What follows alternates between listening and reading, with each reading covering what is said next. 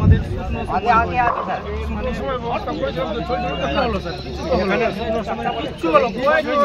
এইটুকু যদি আপনি করে দিতেন তো আজকে আমাদের জীবনটা দেখতাম। বলেন আপনার সব আমরা আছি, ভোটার আছি, সব কিছু আছি, আপনি কই দেখলেন? আপনাকে থামছি, আপনি বলছেন কি আমার গাড়ি থামবেন কেন? আমরা নিজের দুঃখ দেখাবার জন্য আপনাকে থামলাম, কিন্তু ওই দুঃখটা আপনি প্রকাশ করলেন না। আপনি ভিডিও সাহেব, আপনি সবাই বললেন কি আমাকে রাস্তা ঘিরে নিল। এখন বলেন এখন আমাদের পুরো ঘর বাড়ি উঠে সব বেলাল্লা হয়ে গেলাম, সব খাওয়া দাওয়া সব হয়ে যাবে। দেখুন রশিদপুরের জন্য কি করলেন এটা বলেন। মানে এখানে অনেক চলে যাবো আমরা,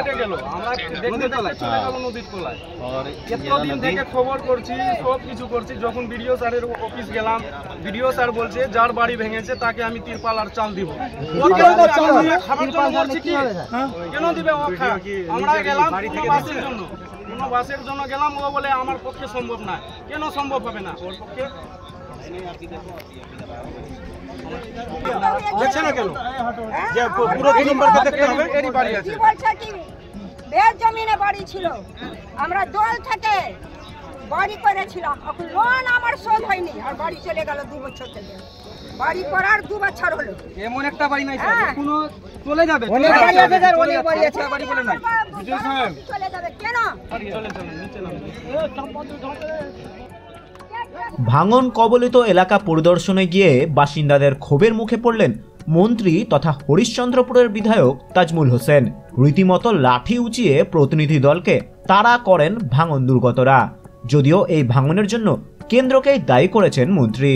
মালদার হরিশ্চন্দ্রপুর থানার ফুলাহার নদীর অসংরক্ষিত এলাকায় ভাঙন অব্যাহত। আর এরই মধ্যে প্রায় 4 দিন পর ভাঙন কবলিত রশিদপুর গ্রাম পঞ্চায়েতে পরিদর্শনে আসেন মন্ত্রী তাজমুল হোসেন। সঙ্গে ছিলেন হরিশ্চন্দ্রপুর 2-এর বিডিও তাপস পাল সহ জেলা প্রশাসনের আধিকারিক এবং স্থানীয় জনপ্রতিনিধিরা। সেই সময় এলাকার বাসিন্দাদের ক্ষোভের মুখে পড়েন তারা।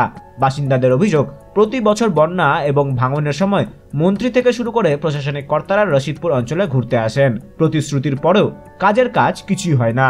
যদিও মন্ত্রী সাফ জানান, এত বড় ভাঙন রোধের কাজ কেন্দ্রেরই দেখা উচিত ছিল, এলাকার সাংসদ কোনো কাজই করেননি। হরিশ্চন্দ্রপুর থেকে সৌরভ মিশ্রের রিপোর্ট, উত্তরবঙ্গ সংবাদ।